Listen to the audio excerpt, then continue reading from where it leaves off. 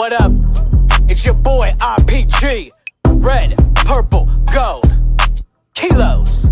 Panoramic roof. Bitch, I'm red, purple, gold. RPG. My strength will never fold. My heart is never frozen cold. I'm the best. Yeah, that's what I've been told. 1, 2, 3. My voice has been freely sold.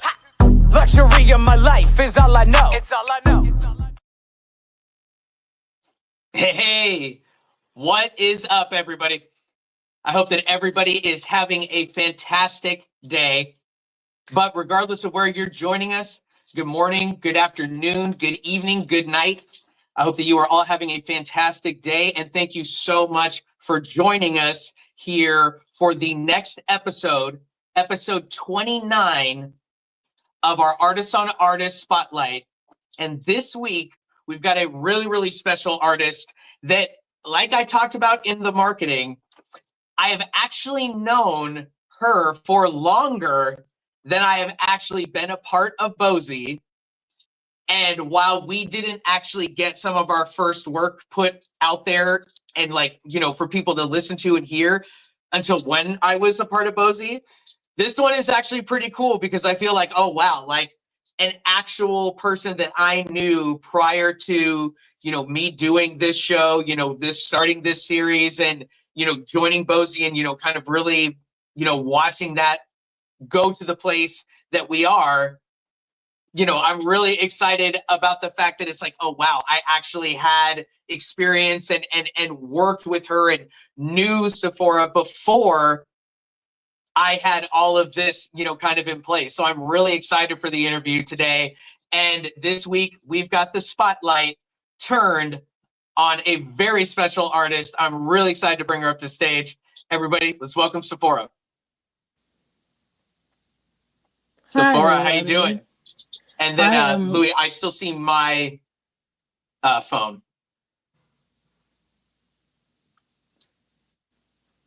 Nice. Okay. Sephora, how you doing? I am good. How are you, actually? I am doing fantastic. And I mean, it's one of those things where I love the day that I'm going to be usually on Tuesdays, but whenever we do it, I'm always excited for this because, you've got the workday, the regular stuff you just got to do, but then this is you look forward to it. I can't wait to be able to, get to the interview. I hope it goes really well, but again, like I talked about at the beginning, knowing you for the amount of time that we have, I think it's going to be pretty fantastic. And I'm excited to because I know you and I have talked about a lot of these things, but I'm just really excited to be hey, you know what? Let's make it Facebook official. Let's make it real and let's bring you on the show. Let's get a real interview. I want everybody to be able to have the opportunity to hear more about your story and just, be able to listen to more of the music. But at some point later in the interview, we will definitely make a move over to 10th and Music, and then we'll do a little bit more of a focus on, because she has a brand new album called Chrysalis that she just dropped on the 1st of June. So it's only been out for 16, 17 days. So as soon as you get done with this interview, have her music already pulled up on whatever favorite app of choice that you're listening to. Sephora Johns, Chrysalis is the brand new album. Take a listen to it. I've been obviously, listening to her entire catalog over the past several days. But one of the things that we'll definitely talk about and get into today is that, again, because of the amount of time I've known Sephora, I've got the opportunity to listen to a lot of her music, but hear it more when it was being made in the moment. Hearing Chrysalis for the first time, I was like, whoa, damn.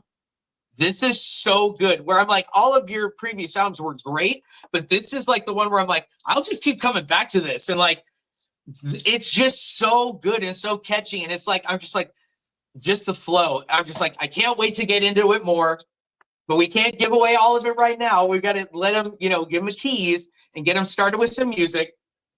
But before we do that, how was the day? How are you doing? I am actually just kind of, I don't want to say overwhelmed, but a lot of things have made me happy recently. The album's doing great for just coming out. Nice. I know what the top song is. I'm filming something I can't say what NDAs, but it's a film. I will say that. Okay. I'm excited. I'm excited because I think it's also so cool. And I touched on it a little bit in my live yesterday because I was like, yesterday or not yesterday, last week in our interview with Musashi, he was also talking about that too. Like, the other sides of the entertainment business and not just, 100% solely focused on the music, but, branding, merchandise, acting and all that side as well. So I'm excited to also be able to tap into that with you because it's like, oh, it's a whole new avenue that we really haven't done. And then, we kind of got the opportunity to, walk down the pathway last week for the first time. So I'm excited to get into that with you because it was something that, again, I knew, but I'm like, I'm excited to kind of tap into it a little bit more. But just like I like to start off every one of these interviews is with some music. And, with this one, now, most of the time when I am, kind of listening to all of the music and everything, and, I will pick out some of my favorite songs and I'll be like, okay, I'll usually have like 5 to 8 that I want to be like, okay, if I can play all of them, great. But these are the ones at least I love the most and I really want to be able to put out there. I'm going to pull a little bit of like this is my show. So we're going to start out with my song with Sephora. I had to do it. And this song, and let me get the banner pulled up here because this song is called Adrenaline Rising. And it was a really amazing song because, Sephora and I really hadn't had the opportunity to work together up until this point. She was working on an album called Ethereality, and she had sent me 2 songs. And the first one that I fell in love with was Adrenaline Rising. And then in the midst of like trying to be able to figure out what I wanted to do with the other one, it was like, okay, I think I'm just going to take that one on my own. And I'm like, okay, then let me just get Adrenaline Rising finished. But I love this song because it's the album ender. And I love that idea that it's like, okay, yep, for this album, like, it's like you and I together on this song. And I think that with the music that you've done, some of my favorite individual songs are the ones that you do with a feature of some kind. Not only just specifically me, but just in general, I love when you put those songs together.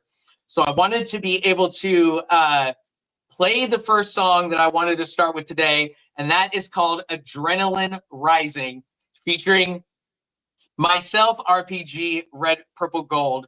So let's press play. And guys, make sure and let me know that you can hear it.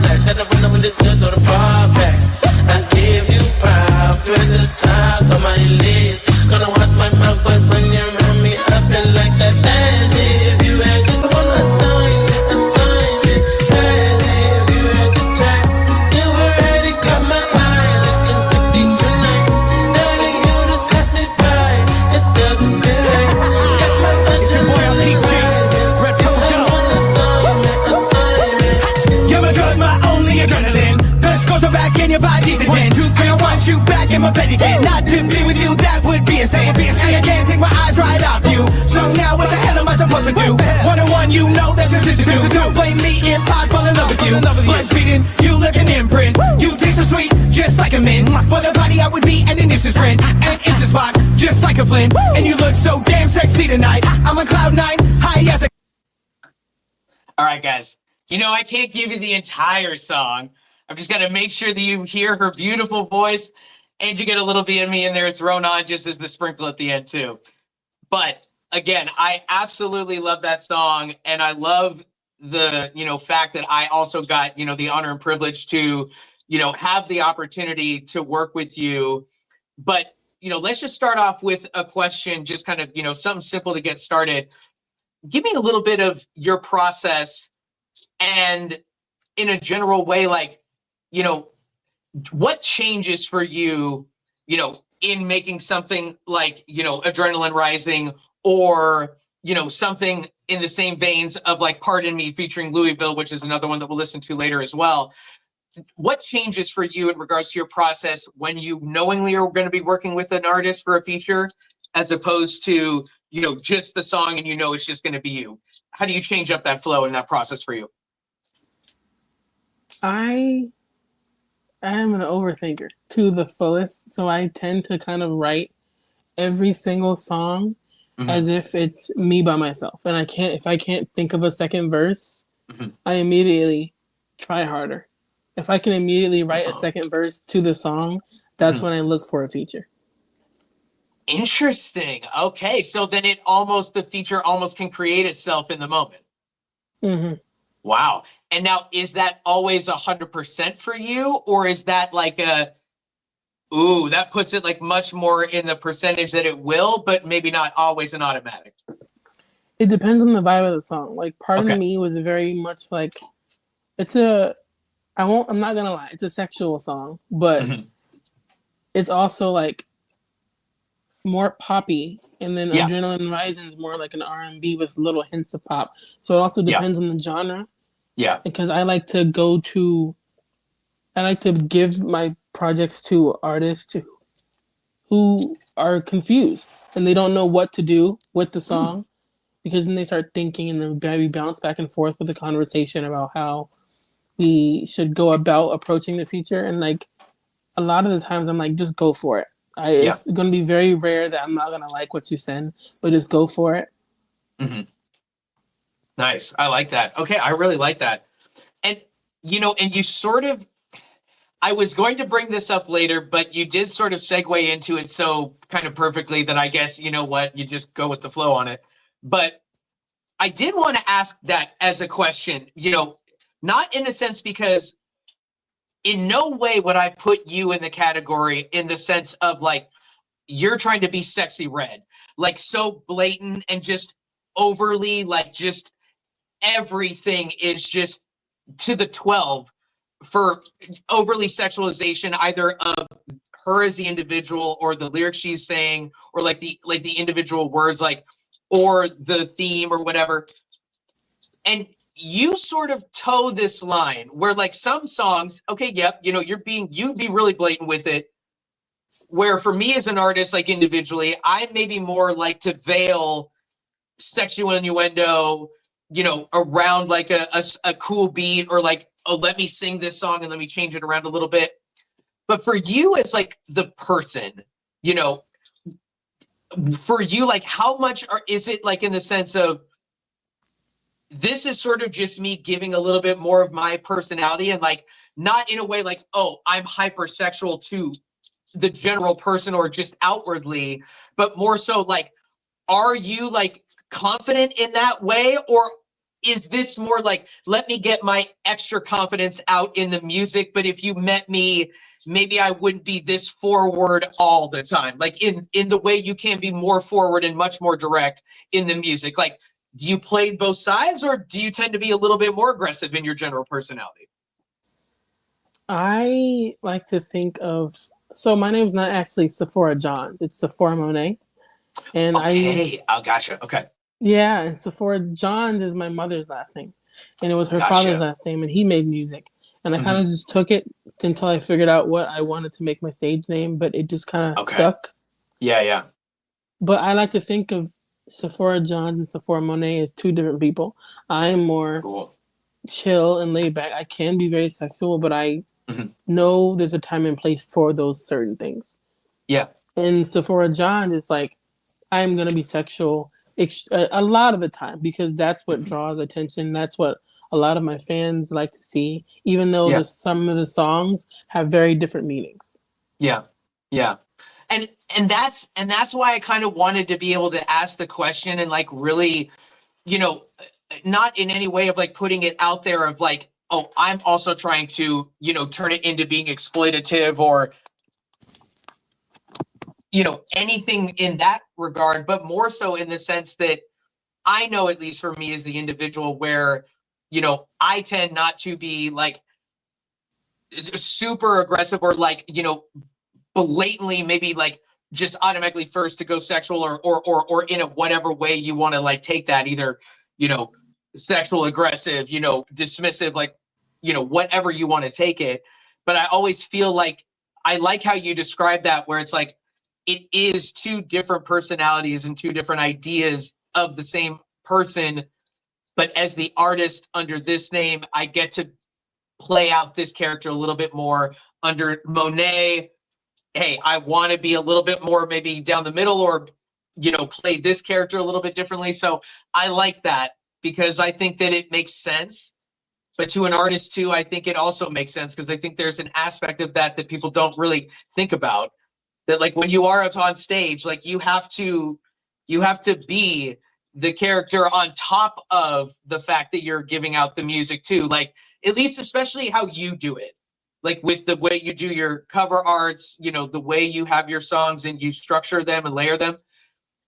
Like you are trying to purpose, like it's not just, oh, I'm just kind of just making music in the vapor. Like you do it with a purpose, and like I'm making this song because I want to get out this point or this theme, but yet you do such a good job of like even, you know, when you're looking at some of your cover art, you know, and we'll take a look at them, you know, more specifically when we kind of move to 10th and music, you know, but when you're taking a look at not repertoire, Ethereal Reality Deluxe, you know, where it's kind of like the whole backside of you, but there is no clothes, but it's like the way you have like the lighting, like all of the, like not the angles, but more so the shadows in the right spot, where it's like it's done artistically and yet you're still getting across the point, but it's done like what I would just consider, it's like, oh, this is classy, and she just happens to be giving it to you in a sexy, sexual way, but it's not like, oh, it's Playboy, or like it's something that it's, oh yeah, she's trying to do this. Like you can take it so many ways, but I think it would be more difficult to look at that and just be like, oh, well, that's just so sexual and gross. Like it doesn't feel like that. And I'd like that, how you play that line really well. Now, when you're getting the albums put together, you're doing some of your singles, how much do you think about that to begin with? Like, is that planned out from the start when you're making the album, or is that more once the music is completed and you kind of get to create, you know, the whole picture of what it is? I am not releasing music for a little bit.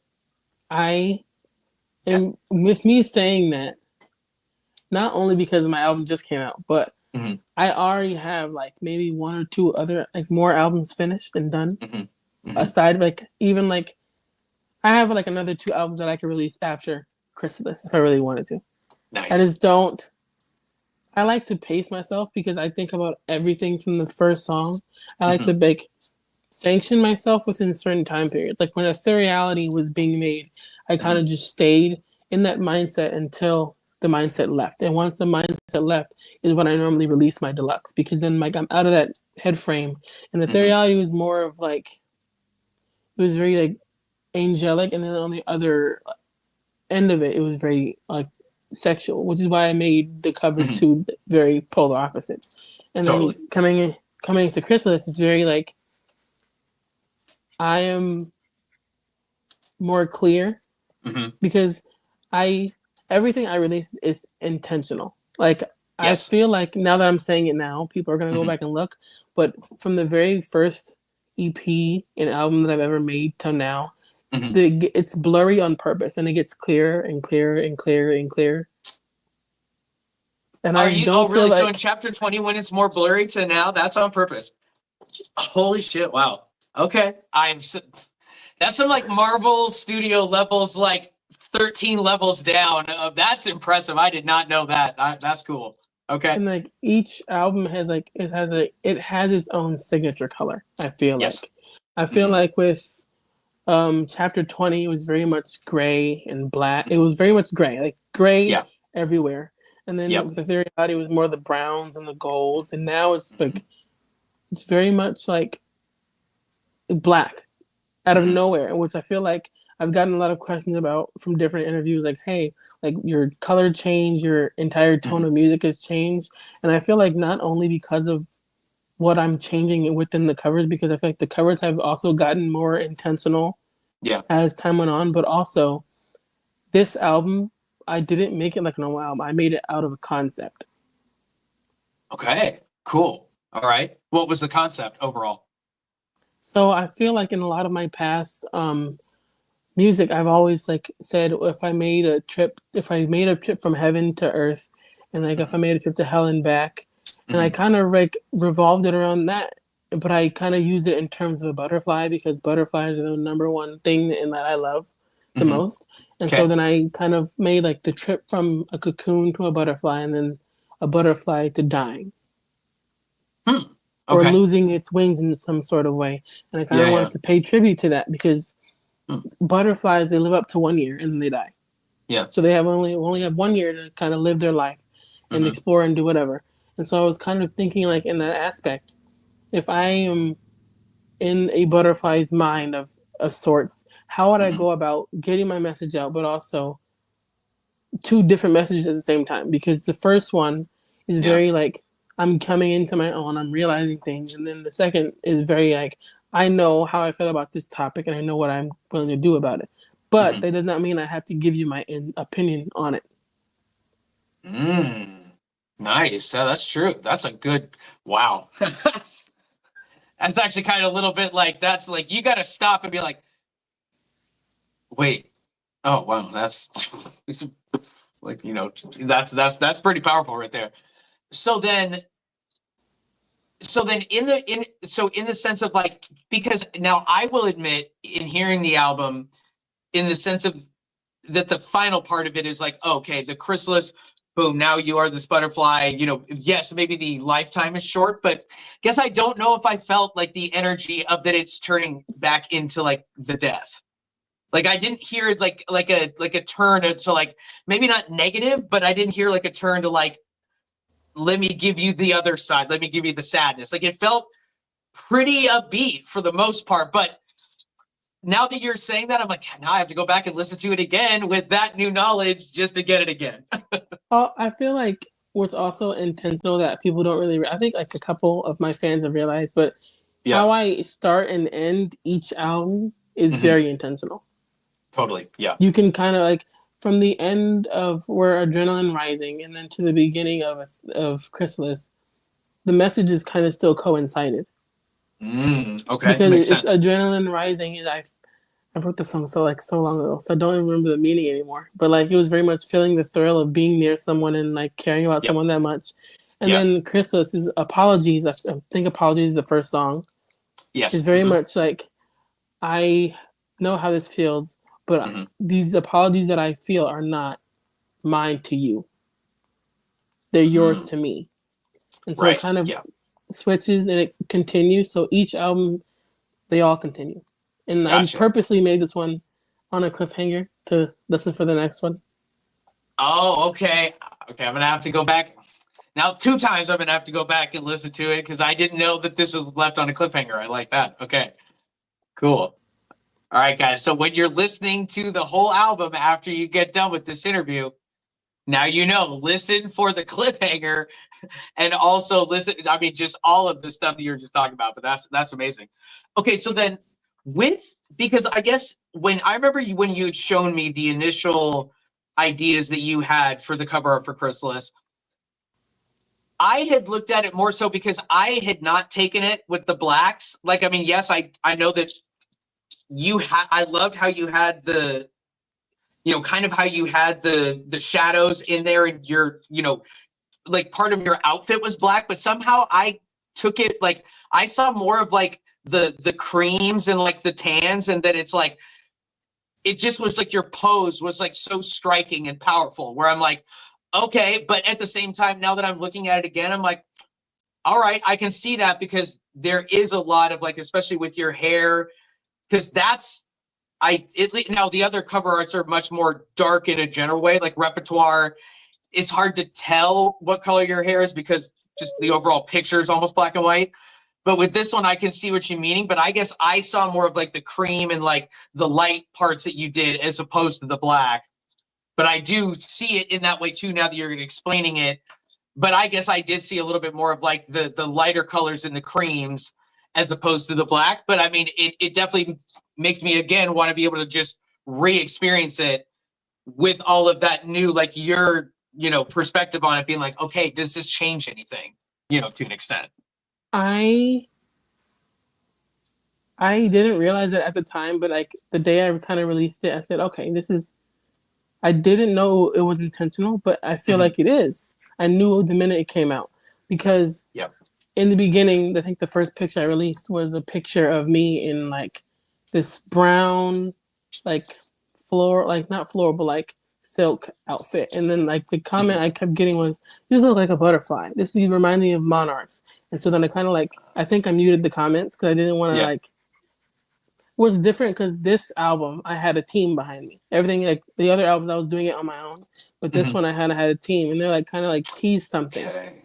Okay. And so like the name of the album, Chrysalis, was butterfly related. So I was kind of giving the creams and the browns, and then the music as it kind of came along, I kind of the cover for Fast Forward, where it was pretty much like the butterfly earrings and it was all like a cream dress. That was supposed to be the cover.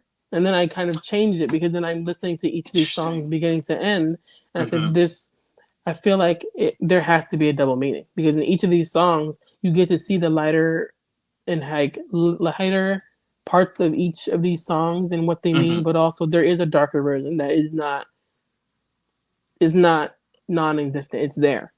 So it has to be represented in some way. So I kind of left Chrysalis as the name, and then I kind of changed the cover. I still let the lighter colors in there, but I also made the focus black.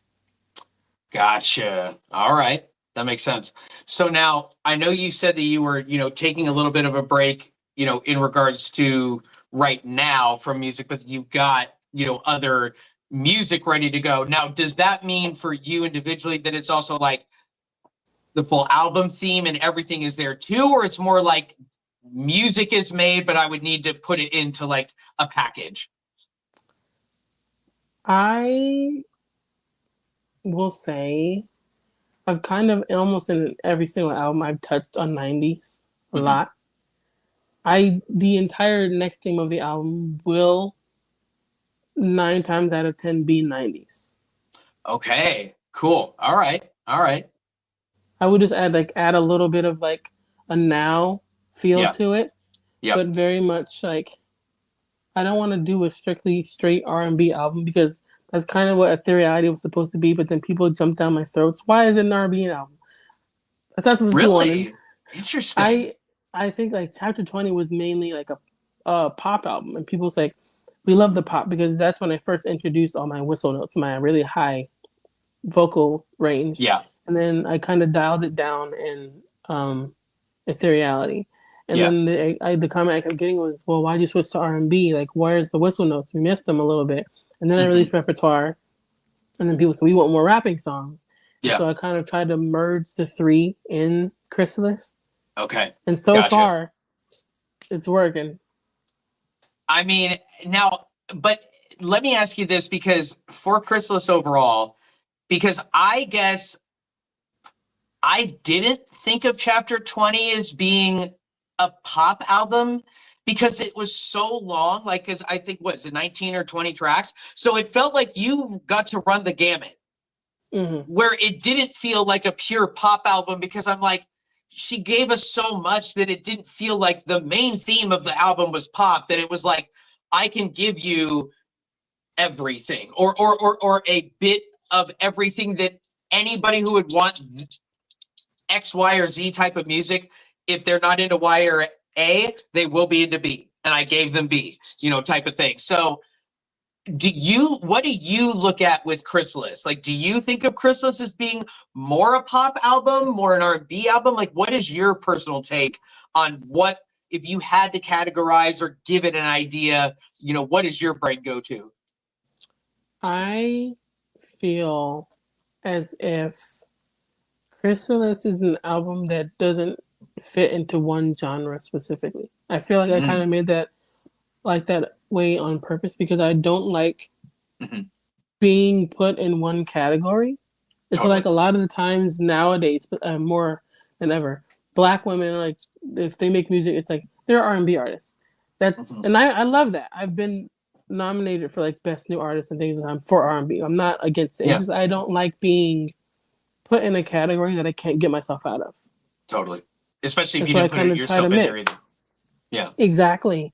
And so I try to kind of mix them and kind of let the public decide what genre it is. And then there's always a different answer, which is fine with me because you can't, if everyone has a different genre they think it is, then there is no specific one genre for this body of work. Okay. No, that's actually good. That's actually really good. That's actually good. That's smart. So now, again, I can definitely be able to tell already with this interview that it's like, okay, I need to bring myself also back to reminding me like, hey, don't get lost in the conversation. Also bring it back to the music too. But one of the things that I wanted to be able to focus on, because not in any way, because it's like, I can't pick 15 songs to be able to go over. And when you've got the amount of music that you actually have, like, Chapter 20 was like, yes, the one where I started listening and focusing, like, I listened to the whole album moving forward from that. But I think you had, at least full albums released, one or two before you did Chapter 20.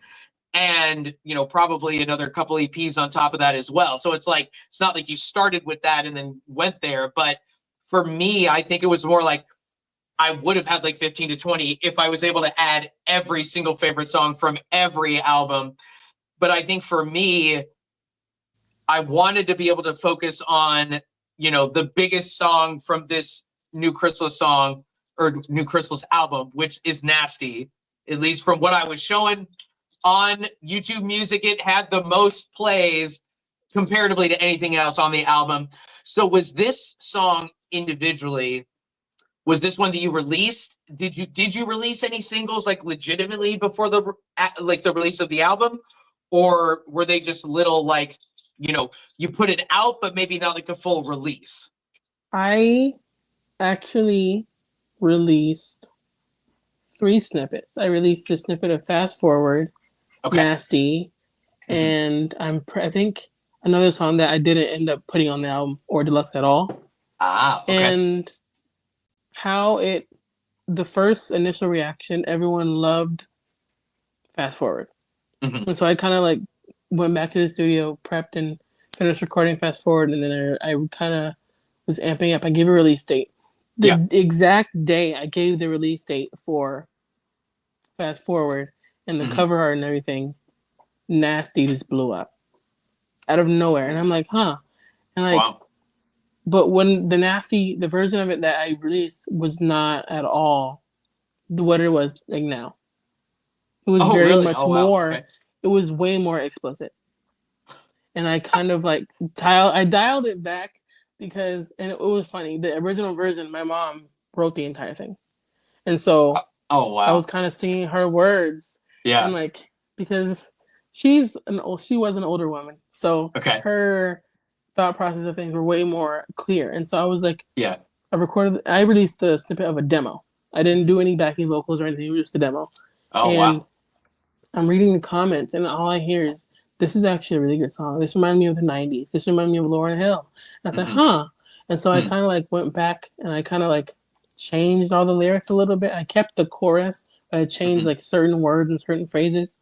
And then I kind of left it up for a day. It came back.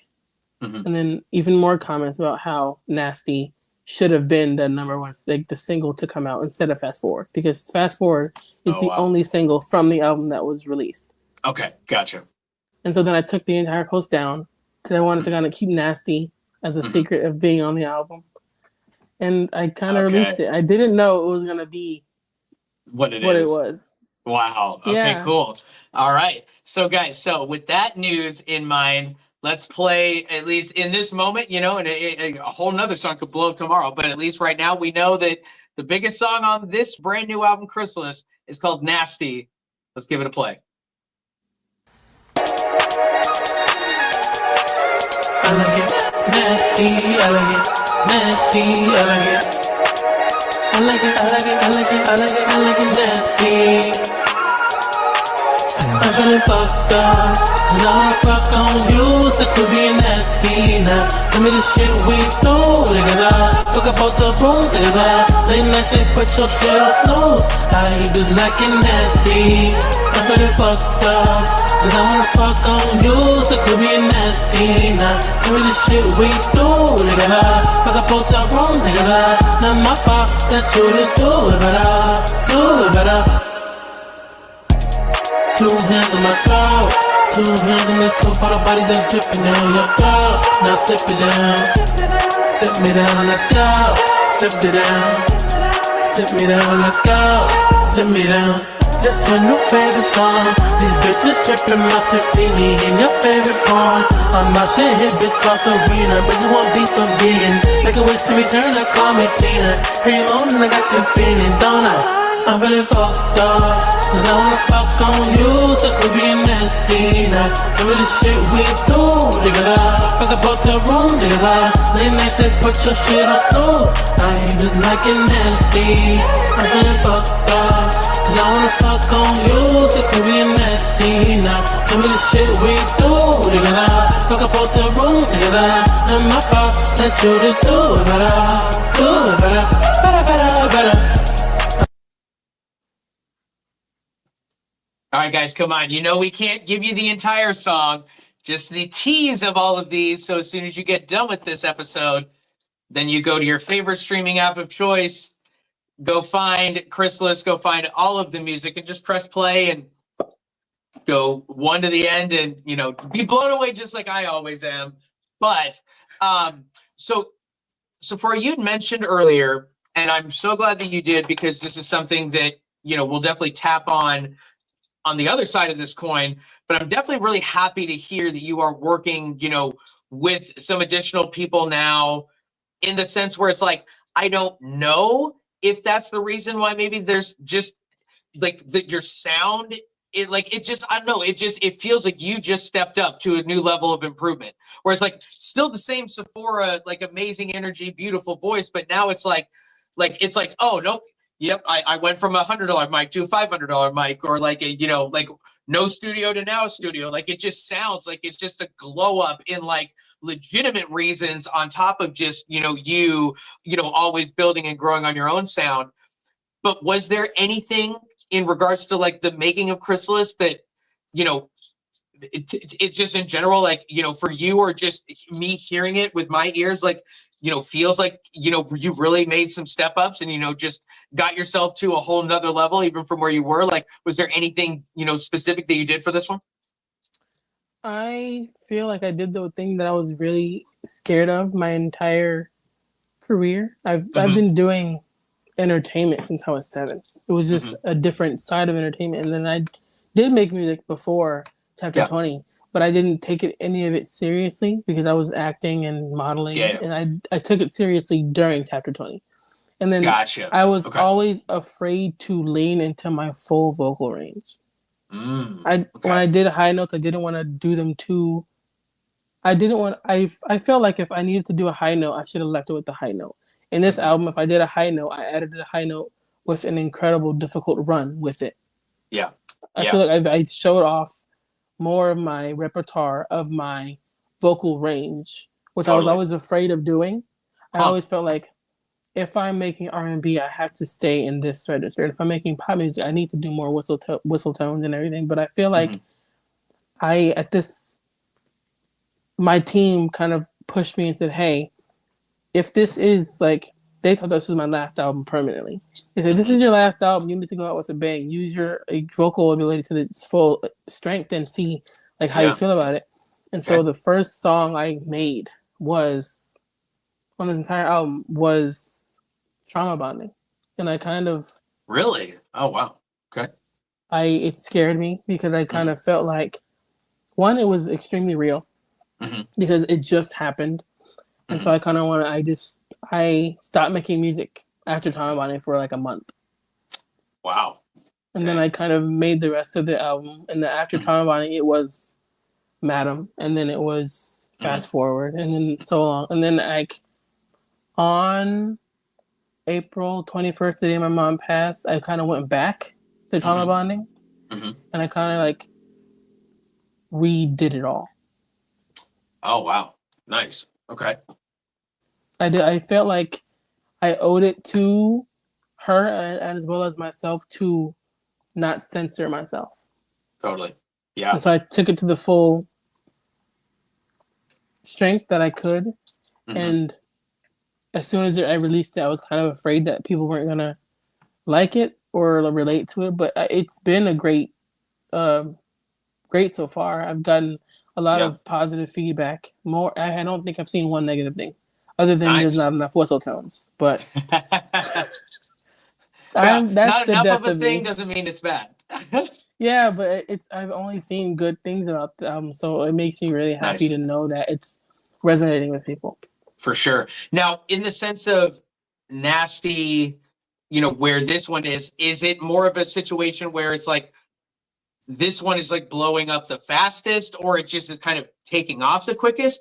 Or is it more like, oh, this is really like the first one where I've seen, go to this spot or like to this level? Like, or is this like, oh no, this is just a long line and a list of, other singles and stuff that's blown up in the past? Ah, I felt like I kind of have a formula when it comes to releasing albums and stuff. Yeah. I kind of modeled this formula after a bunch of people that I look up to and that I want to do music with eventually one day. Like I Hmm. know SZA does this, Ariana does this, I know Lauryn Hill does this, but the first single you Hmm. release is never going to be the biggest song ever. Okay. But it's going to be one of the biggest. It's going to be in Totally. the top 5. And so Yep. I kind of released Fast Forward knowing it was going to be a popular song, but knowing it was not going to be the best song on the album. Gotcha. Okay. And I feel like Fast Forward, when I did release it, the song was sweet and very like sentimental, and then the part that blew up was Hmm. was the only sexual part of the entire song. Of course. And I was like, huh. And so because of that, I made Yeah. Nasty. Okay. I gotcha. All right. All right. And so, was there anything like in the moment, when you're making Nasty and you're actually behind the mic and you're hearing things come out, was there anything like, feelings or like just stuff going on at the time that it was like, all right, I think like if they like this one spot of this song, I think this one's going to go crazy? Or was this a little bit more of a surprise about how much like, oh, I mean, I hoped it would do well, but damn, I didn't think it would do this. Like, what was that for you when you were actually like making that individual track? I kind of wanted the focus to be on the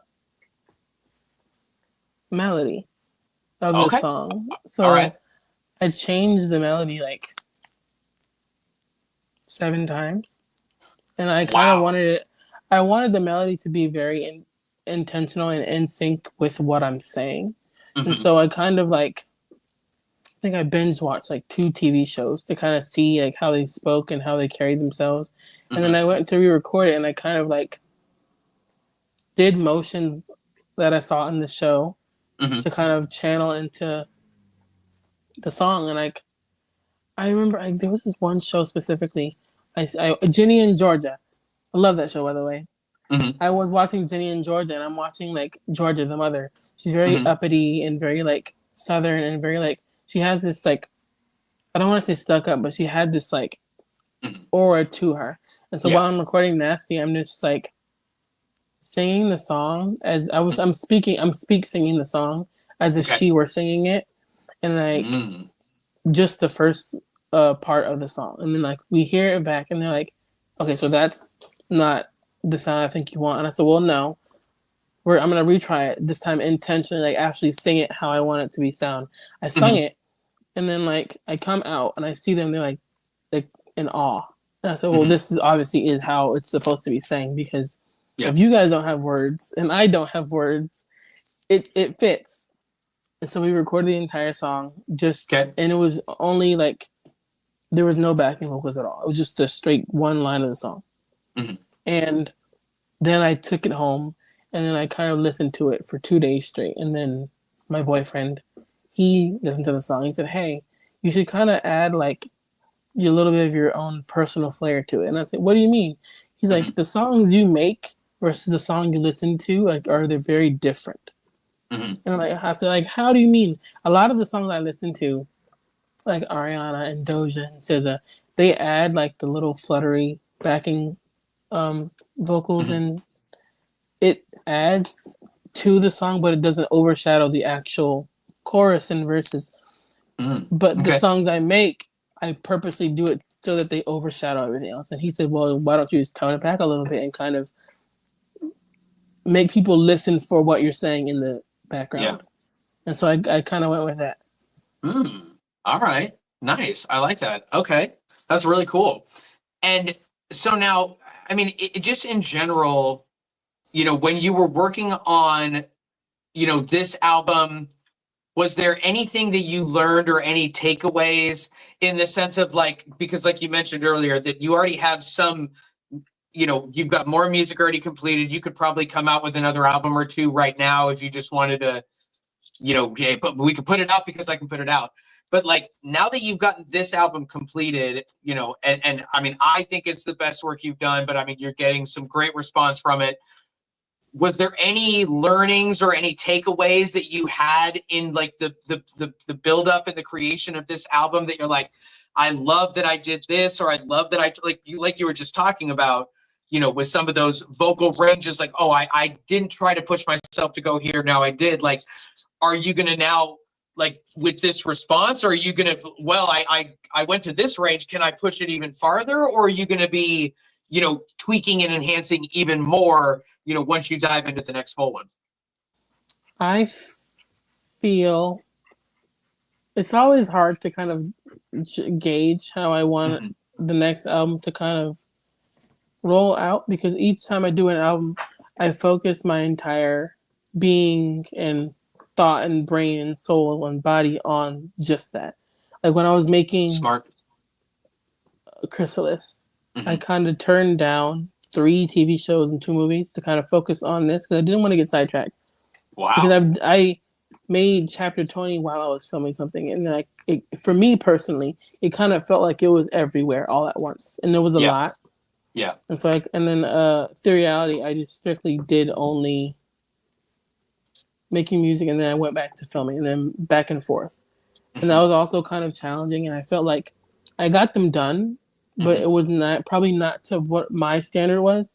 And so for Okay. this one, I kind of like wanted to focus intentionally on the music, because Yeah. when it was done, which it is done now, I Yeah. could go back to acting and whatnot. And Yeah. I do know I don't think I'm at a place where I will stop making music forever, but I feel Yeah. like for the time for now until otherwise, I will not be making any more music or anything unless it's performing an old song or me Gotcha. doing a feature.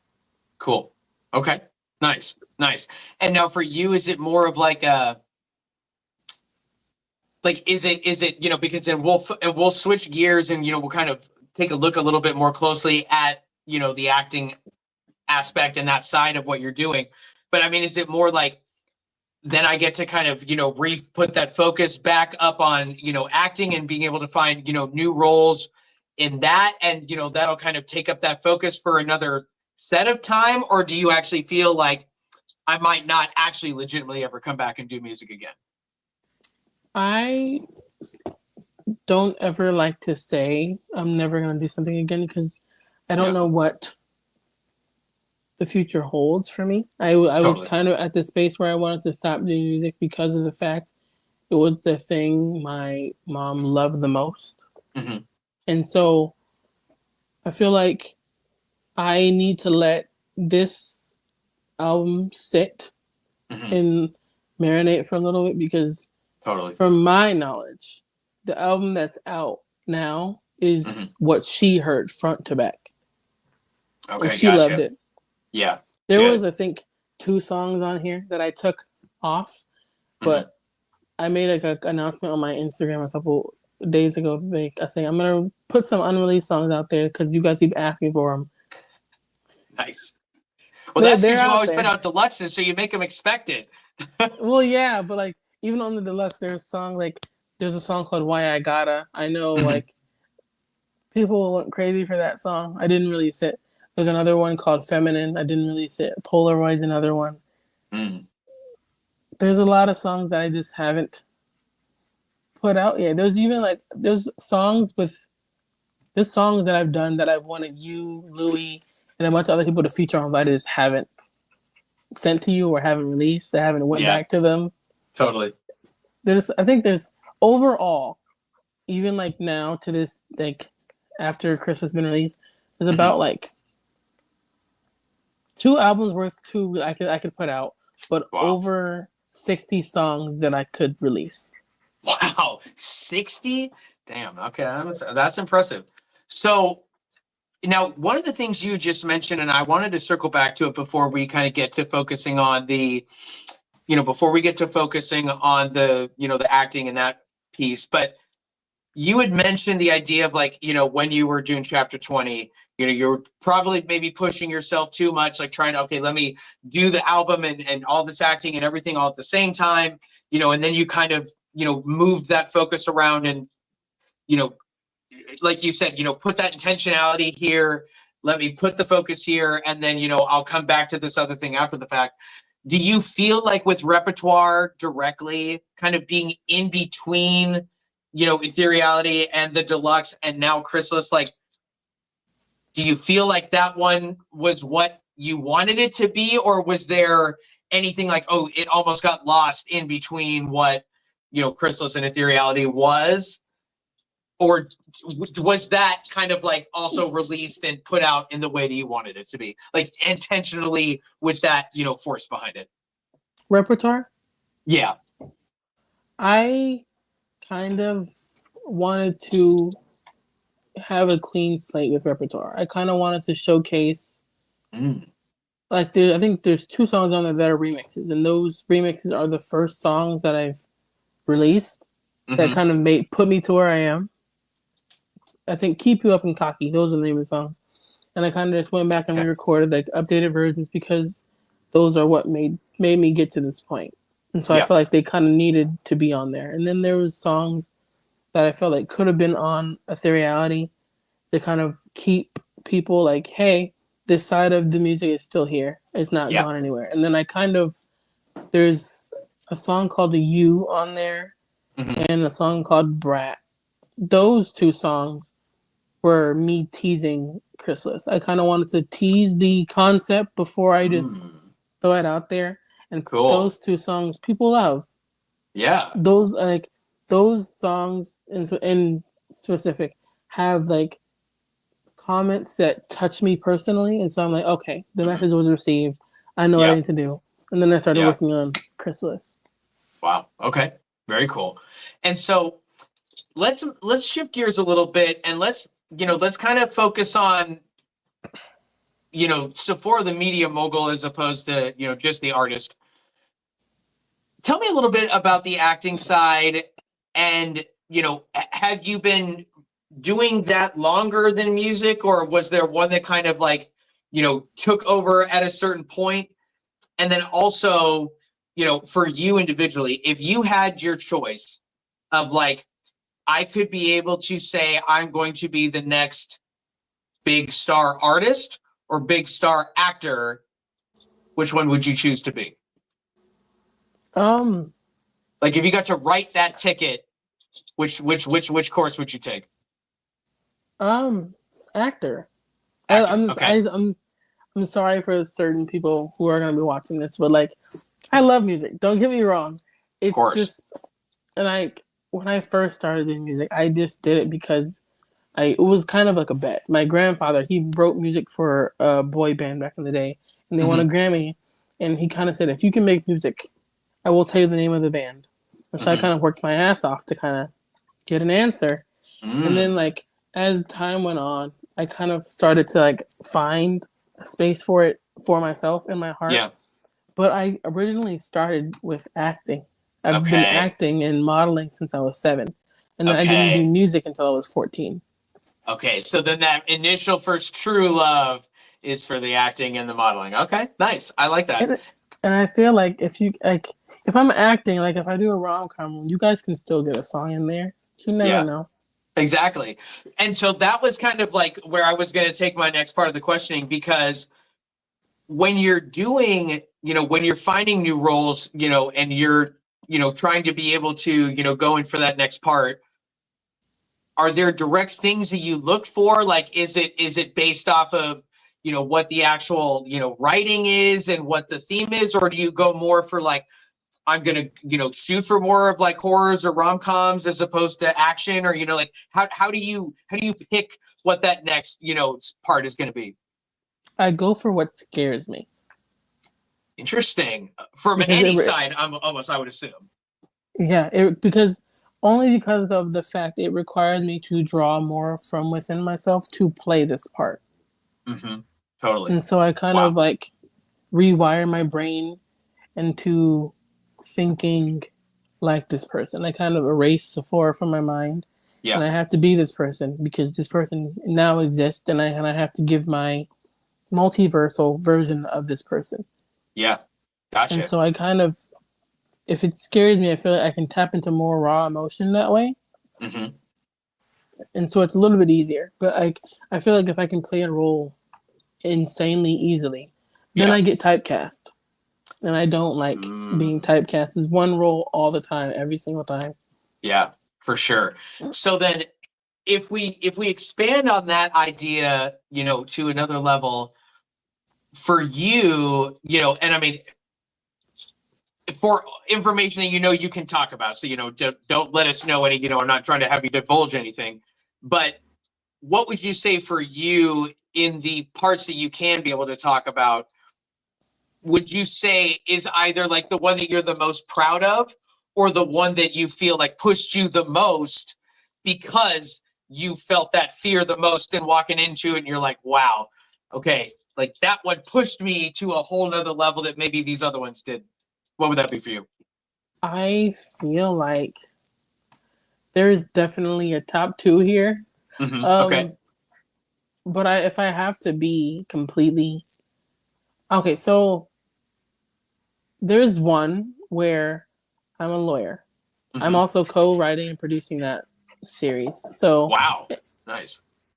It was challenging to be on the behind the scenes of it and kind of control how I want the story to go, because it's 6 episodes, each an hour long. I wrote the entire thing. So I wrote and created the entire thing, and I'm trying to figure out how I want each of these storylines in it. But not only am I writing it and producing, I'm in it. Wow, jeez. And so it was tricky on that front, but I feel like my one dream when I was younger is I want to be in Marvel. Mm-hmm. And so it's not Marvel. Mm-hmm. I'm not giving it that way that easy. However, it's a company like Marvel, except it's based on Greek mythology. I'm thinking about what I'm saying before I'm saying it. Yeah, of I course. am playing a supervillain. Oh wow. Her name was released, but her name is Melody Wright. Mm-hmm. She's very like spunky. She has a lot of attributes that I have when I'm promoting my albums. Mm-hmm. However, I was very scared to even audition, because me auditioning for her took 7 months. Wow. Jeez. I studied Greek mythology, and while I was in school, and then I kind of like heard like a little tip, hey, this project is gonna start auditioning soon, but they don't know if they actually want to take it full throttle. But if it gets that far, we'll let you know. And I kind of, as soon as I saw it, I kind of like shut everything out. And during this time, it was during chapter 20 is when I kind of found out about it because I know chapter 20 is in black, is in gray, but my hair was red. My hair is red. Was it really at that time? Oh, I It forgot was that. red. And so, Okay. like, another reason why I made it gray is because I didn't want to spoil who the character was. Mm-hmm. But because it is released, I am playing the sin of Wrath in the movie. I cannot say the name of the movie, but there are a lot of well-known characters, like Zeus is in there. I know Nyx is in there. I know the entire origin of the universe is with Pandora from Pandora's Box. Oh, cool. All right. So, and I feel like a lot of things that I've been doing so far touch on Pandora's side of the story versus the sin side of the story. Interesting. Okay. And it was hard because the audition process was it was pretty much only sin stuff, only her in her darkest times when she doesn't have her full strength. And I was very like, okay, this is very interesting. And then like when I found out like I got the part, they kind of sent me like a demo script, as you will, like one of the first revisions. And I'm reading it, and like out of nowhere, I just start crying because this girl has gone through so much, and she comes off as villainous and evil. But until the movie comes out and until you actually like pay attention to what she does and her moves, there's a reason for it. And I'm a very like, I don't like violence. I don't like hurting someone, making people feel uncomfortable. But the decisions she makes, I would do the exact same. Oh, interesting. All right. Okay, and cool. It's very like thrilling because everything that she does scares me, but at the same time, it's like she's not doing it just to do it. Yeah, right. Okay. And so now when you're putting the part together, because kind of like you mentioned, you block, everything else out. You just kind of like, this character now needs to be created. It needs to be brought to life. What are some of those things that you go into? What are some of those processes that you have in place to sort of help, bring the character more to life, to kind of like get yourself into that right mental space and, really kind of inhabit and become that character? Like, what are some of the things that you do? I watch a lot of TV. I am an actor, so kind of watching films and movies and TV shows kind of help me find a baseline of how the character acts. I know for her, I know her civilian name is Melody Wright, and her actual being is Wrath, but I know that they're taking her name from actual Greek mythology, and her name will be Chaos. Okay, cool. Which is a stronger version of Wrath. And for her specifically, this version of her is modeled specifically after the Scarlet Witch. Oh, because, and I was very confused. Like, we're not just gonna like do a rebrand of Marvel because that's just basically DC. And they're like, well, no, we're starting off at this point in the story, and we kind of want the audience to figure out why she's like this. And so instead of starting from a hero and kind of building up to this point, she's immediately seen as the villain. And then as the movies and stuff go on, we kind of see pieces of her story, even if she's not a main cast member in the story, why she is the way she is. And then once the actual movie comes out, because I think there's 4 TV shows before the movie comes out, is when we finally see her in her civilian form and when she's pure-hearted and everything. And then we kind of see the build-up to her becoming this feared individual that her parents didn't want, that Zeus is afraid of. And it kind of, her entire story arc is pretty much she's been abandoned, but she doesn't abandon others. Oh, wow. She's asked things, but she doesn't ask for anything. And this point is kind of like her last straw where, well, I feel as if I've been taken for granted by everyone, and this is how I feel about it. And then the reaction is, well, that's too bad. And then she kind of, well, I'm snapping.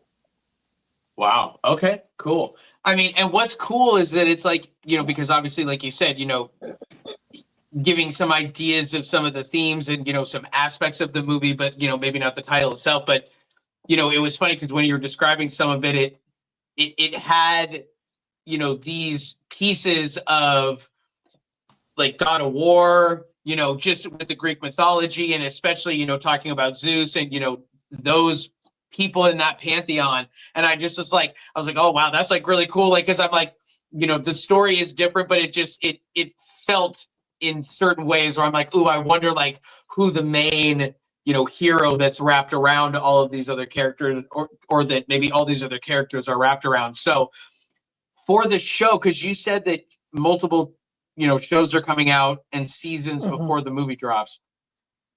Are those ones that you're also in, or are you only in the movie as the character? Like now you see them in the civilian version, now that's you, or are you also in the show leading up to now you get to see my physical form? So was released in her. There's a wiki page out there with her name, her face, and everything. And This is kind of like the first thing in the first TV show, which is also released. It's called Pandora. Something related to her name. And at that point, she doesn't exist. However, she makes herself exist. Okay, cool. So, so far, from what I think, we're still in phase 1. So, but phase 1's done. So, from what my knowledge is, in phase 1, she's the only being who can make herself exist without even existing. Okay, interesting. Wow. And so I was kind of trying to wrap my head around it, because I'm like, so she's doing all these things, but she doesn't exist. And I'm kind of asking, well, if she doesn't exist, then why did this happen? It's because like she doesn't exist as herself. However, pieces of herself are in everyone. And so that is just kind of giving her something to grab and take control of. And that was also confusing, because I was kind of like asking the director and like, hey, like, what is the difference between her and other villains? Because that would be like a big thing, whether people are going to agree with her or disagree with her. And basically her explanation was, unlike other villains, she knows what she's doing is wrong. But however, because she's suffered so many times in the exact same situations and no one cared, she doesn't care. Interesting. Wow. Okay.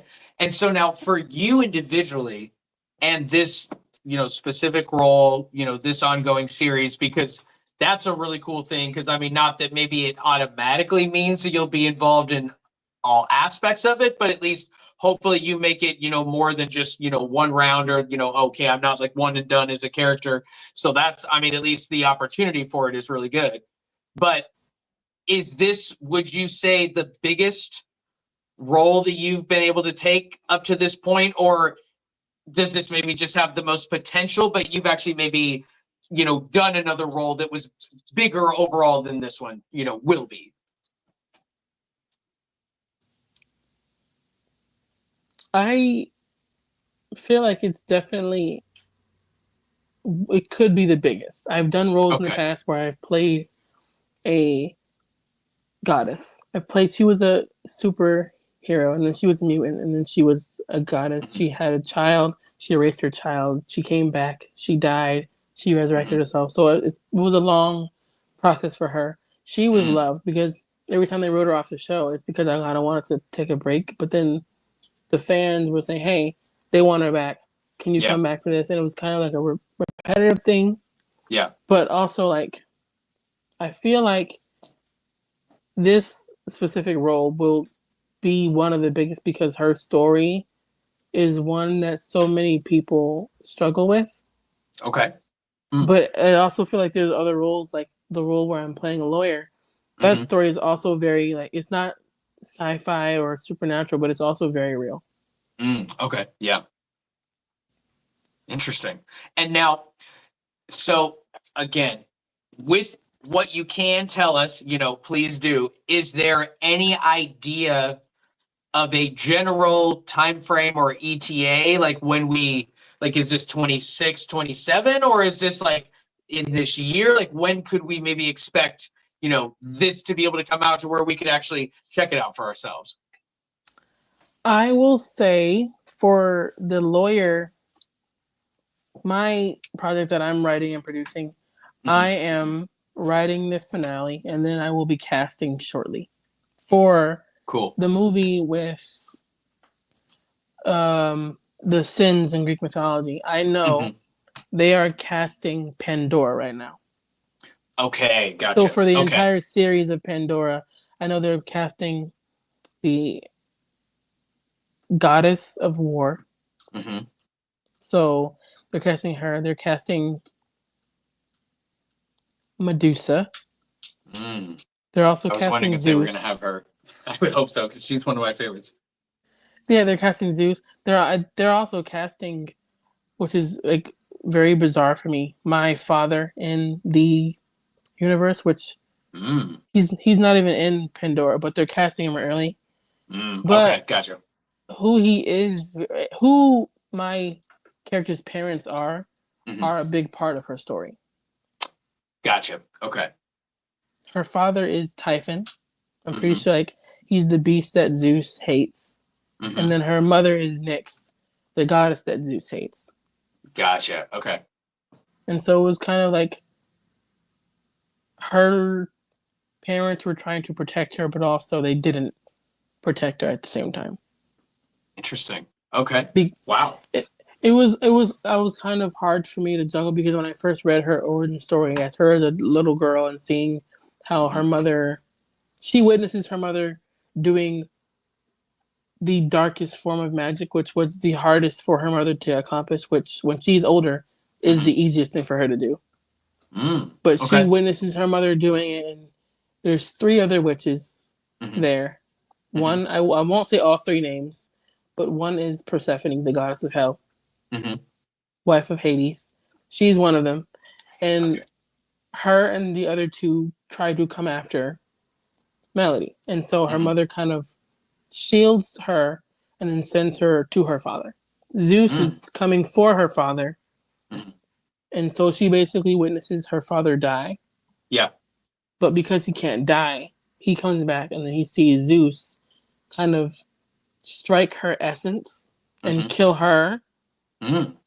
But I feel like with what people don't understand is that nothing can be created out of nothing. So in that moment where she was kind of killed, she and her powers created Pandora's box. Interesting. Which was then handed to Pandora by Zeus to keep shut at all times. But curiosity is a very dangerous thing. Wow. Okay. Wow, that's cool. And so now when you're in the middle of a project, and I mean, not specifically that you're in the middle of this one, but like when you are, actually working on a show and or, a movie or whatever it is specifically that, the role is going to be for, are you trying to be able to get the next role at the time, or is that after filming's already wrapped? Like, how does that work? Like, how do you, are you always able to just roll right into the next, part, or is there usually a pretty big gap of time in between one to when the next one might come around? I normally schedule them to be very different times because I like to focus on one thing and give it my 100%. Yeah. But there have been times where it has been canceled. There was a TV show for Netflix. I think we were 13 out of 15 episodes in. It was basically like this girl, my character, she's obsessed with solving unsolved serial killer cases, and then she meets this dude whose parents were murdered by serial killers. And kind of the last thing I remember filming is she figures out who the killer is. And it's someone who's been in the circle since the beginning. But I think the last scene I shot was kind of me on the side of a building, kind of on the side of a hospital trying to escape the killer. Mm-hmm. And so like, but we pulled and we kind of canceled. It was canceled. I know why. I can't disclose why, but I know why.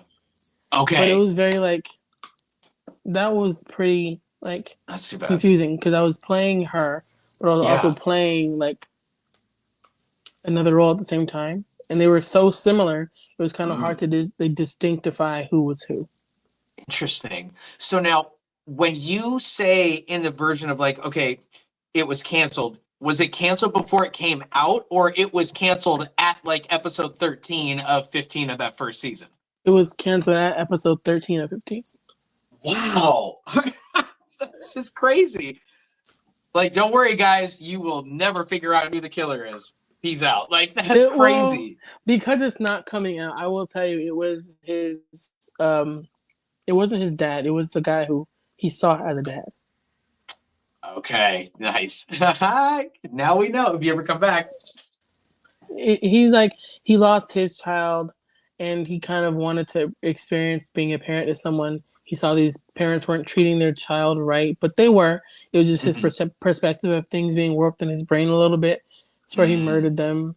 He kind of took the kid and ran away, and then raised him up as his own. Wow. Dang. Okay, that's crazy. So now when you're in the business and that idea of like, okay, getting, canceled at that time, like when you're literally right in the middle of making it, or I guess you're right at the end of it, does that happen a lot? I mean, or is that less common? Like, how often do you find yourself in that type of situation? I'm going to grab my charger, but I will answer that question as soon as I get back. Of course. No, absolutely. Yeah, please. And I will pull up the next song as well while you are doing that, so you can be able to focus on just grabbing that charger. And I think we're going to go with the one with Louis. I think we're going to go Pardon Me. And I really do love this song, but we'll finish off the rest of that conversation, in regards to the different parts, because I think this is really cool in the sense that Musashi and I didn't really, it was more just about, the fact that I've been doing this show, but like, we didn't really get as much into the weeds about like, when you're taking a part, or like when you're actually working on a show, and the fact that like, you're kind of like in the midst of like writing one, but also, coming into, where other people are getting cast and hired and brought onto the, overall cast, in a general way. So that's really exciting. But I think the next song that we'll focus on is going to be Pardon Me featuring Louisville. And, it's definitely kind of one of those where, like, when I was hearing this for the first time, I'm like, oh man, okay, they killed this. Like, I love the song. It's so good. It's so well, like, made. But at the same time, like, there was a little bit of me that I was like, okay, man, did he bring it harder than I did? I don't know. But there was like a little jealousy where I was like, damn, Louis, just bringing it hard. Like, now what? You gotta, all right, now I just gotta do even more for the next one, just it's that like love and healthy competition is like, brings out the best of people. But let me press play while she is grabbing the charger, you guys. And again, this song is called Pardon Me featuring Louisville.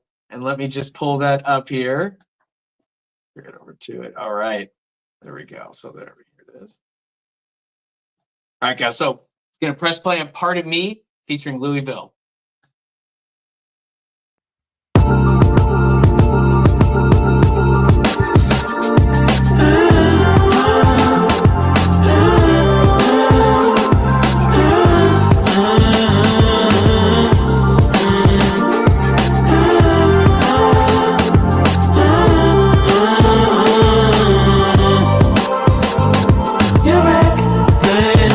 A psychopath, it's hard to find the map where we met, where we met. It's funny how when I fuck up, you're right there, but when it's your time, you're gone like who's Mr. Clean. The grass is green, but the house is busting from the seams. I'm letting these niggas like how you want it. Tryna listen to my bitches cause it want it. Now I'm about to move cause it seems. 24 hours coming a performance. Said I wanted you to be my own.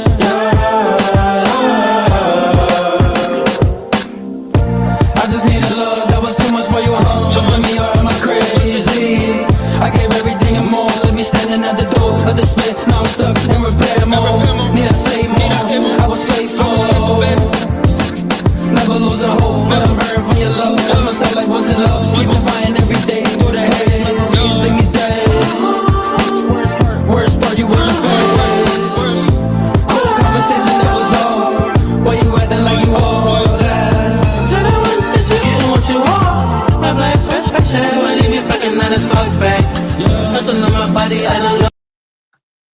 All right, guys. So again, I just wanted to be able to play that, also to give Sephora just a little time to make sure and grab that charger. But because that's definitely one of my favorite songs that I've heard. I love, like you said, I love the vocal changes that you did. But, I think that, one of the reasons that you and I sounded so good together is because I bring a certain registry and you have this completely other, sound, and the way your voice is, it's so unique, it's so beautiful, but it's also like it just can mesh so well, because if you're wanting to be able to get, that other side, or like, oh, I want somebody who's going to be able to sing in this type of registry, or like you said, in a way, yes, I'm looking for maybe more of like that type of voice for like an R&B song or a specific type of vibe. But I love what you and Louis did with this, and I love, how you put the whole song together, and your guys' harmonization was amazing. So just one of the things that I loved about this song. But let's get back to the original conversation right before you grabbed the charger, and we were talking about the different parts, just kind of in a general way. But for you right now, is there anything coming up new, anything on the horizon that you're working on, or is it kind of all just, this show kind of focused on the Greek Parthenon? I am current. Can you hear me? Yep. Okay. I don't know. I'm kind of like focusing on other things at the moment as well. I've kind of taken a step back from acting as well. Oh, okay. A little Nice. bit. I'm trying to like rework certain things. So many bad things have happened recently, but also so many good things have come out of it. And so Mm-hmm. I'm kind of trying to readjust my priorities a little bit. Music has always been there, and every time I Mm-hmm. leave, the fans and you guys are always there, waiting for me Mm-hmm. to return. So I don't feel like I need to rush. But Yeah. I feel like there are like other things that I'm more inclined on, things that I need to do for Yeah. myself. Gotcha. Okay. Nice. All right. Well, good.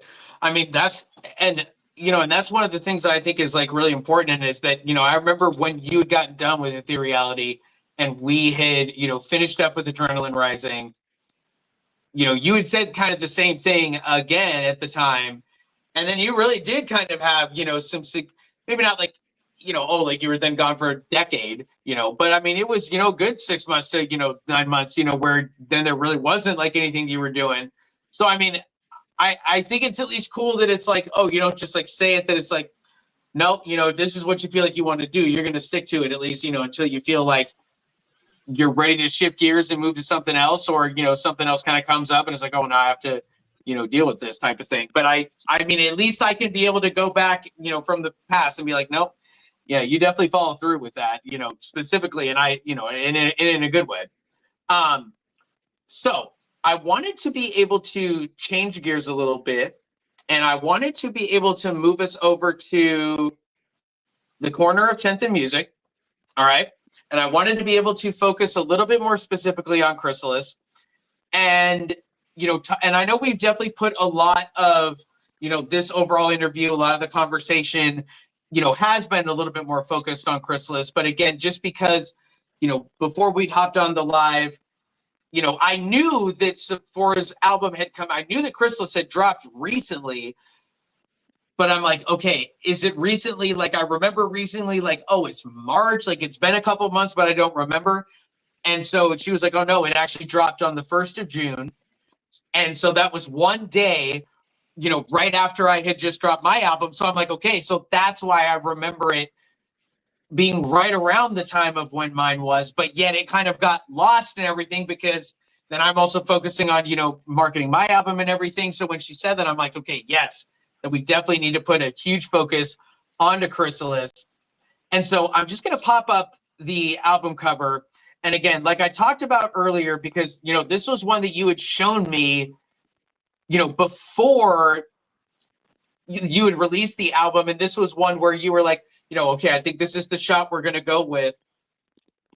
How long overall, like, you know, was, you know, did you do multiple locations? Was this the only place that you did? And then was it multiple outfits? Like, you know, did you, like, what were some other ideas or themes that you had, you know, in regards to what you wanted that cover art to be?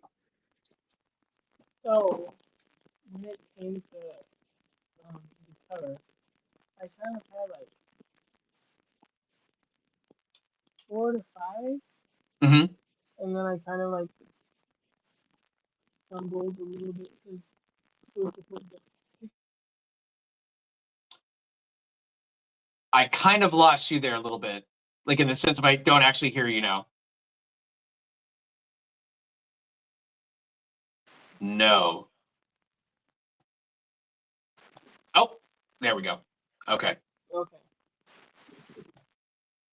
Okay. So yes, and you did take yourself off mute, so I can hear you now. Say something really quick. Ooh. Okay. Why am I not hearing you now? Hang on a quick second, you guys.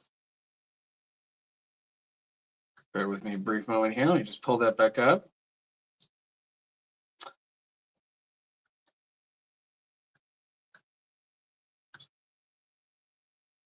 Switch up there. Okay, let's see what is happening. Actually, let me really quickly, guys. Actually, let's start at the beginning really quick.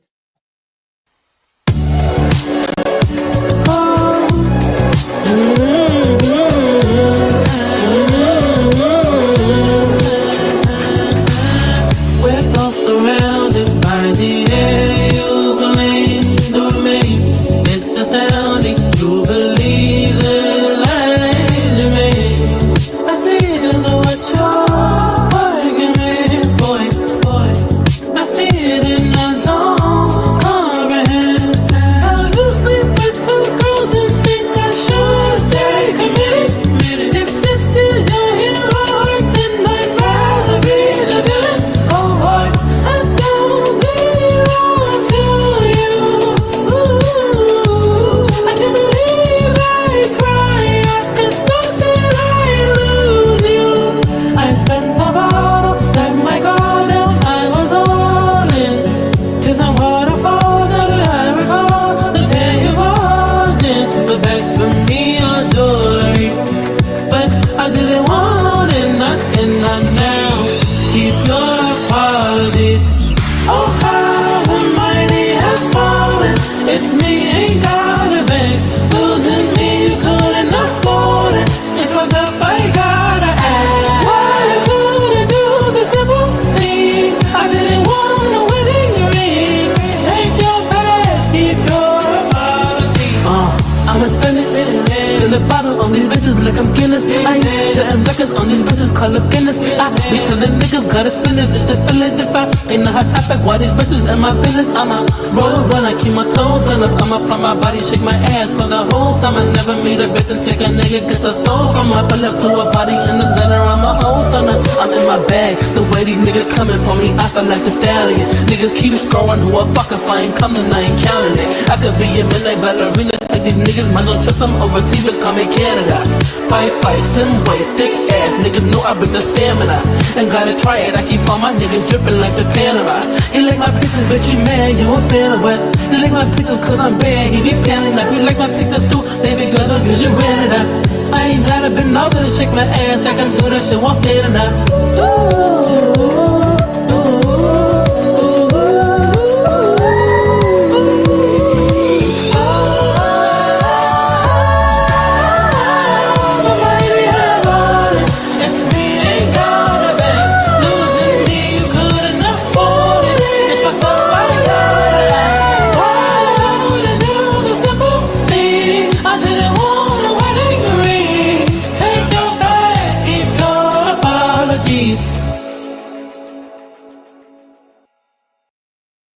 Okay, so we were trying to be able to work through a little bit of possible technical difficulties. Let's try it out really quick.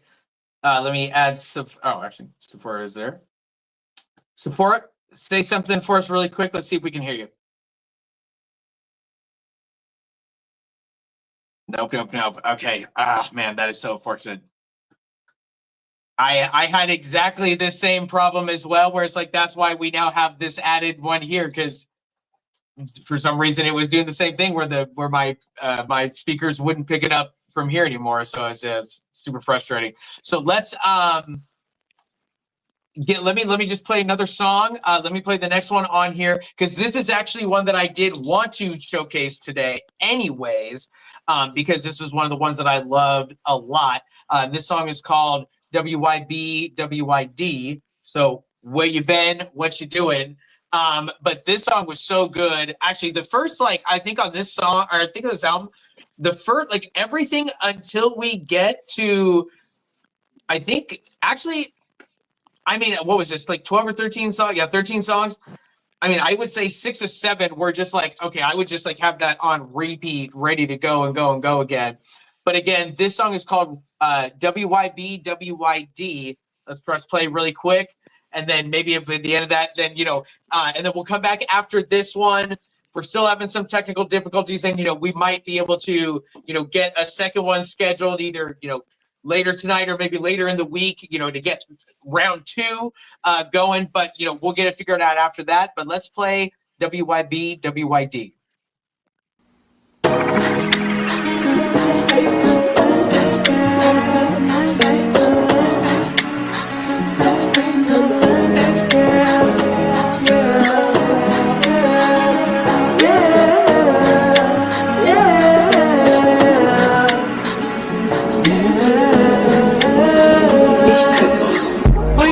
What you doing? To all them bitches you been screwing. Don't compare to me.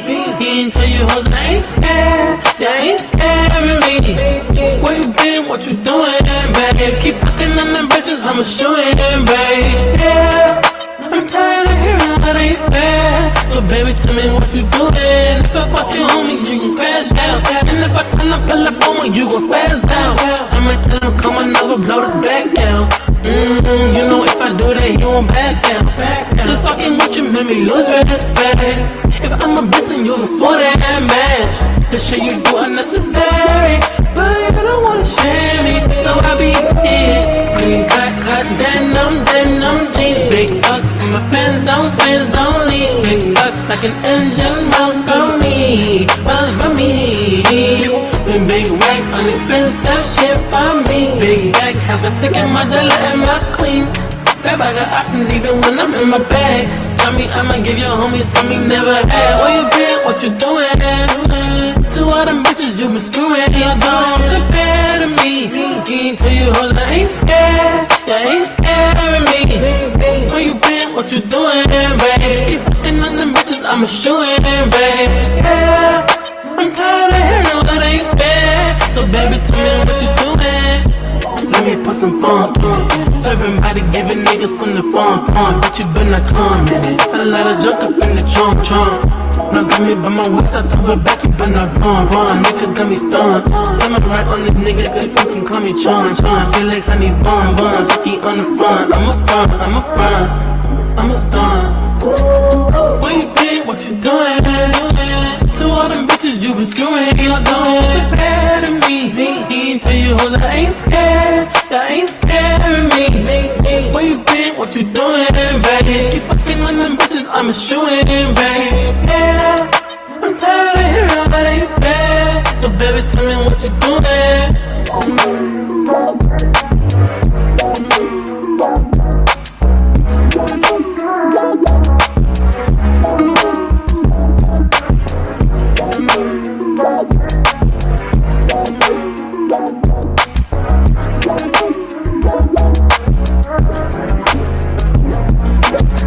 Clean cut, then I'm jeans, big bucks for my fans.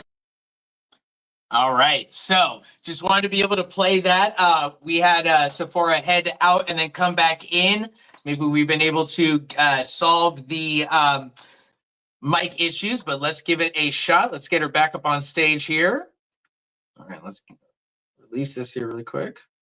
There we go. There we go. Okay, and then let's see. Oh, unmute that there. All right, Sephora, let's give us a little something. Let's see if we can hear you. Can you hear me now? Yes, there we go. Woo. Good. Okay, so now really quick, Louie, I don't see her on the stage. I just see my phone. Okay, perfect. Thank you, man. All right. So fantastic. We are back. Apologies about that technical difficulties there, but we actually ran through that one pretty damn well. So I'm happy about that. But so now right before, I kind of lost what we were talking about, in regards to, when the mic actually had gone out. We had moved away from, talking about the acting stuff. We were focused a little bit more specifically on Chrysalis. We were here at 10th in Music, talking about the cover art. Kind of go from there, because I know that was the last thing that we were talking about. Was there any other themes or any other shots that you had done, or like direct specific, like other outfit options that you had? And then what was the specific thing that kind of made you then choose and go and move forward with, with this specific shot that you ended up going forward with? I kind of did like a 90s themed photo shoot for almost every single cover that I wanted to do. And then and they were all in like these studios and these open spaces, and I kept looking at them, and I just kept feeling like, I've done this before. And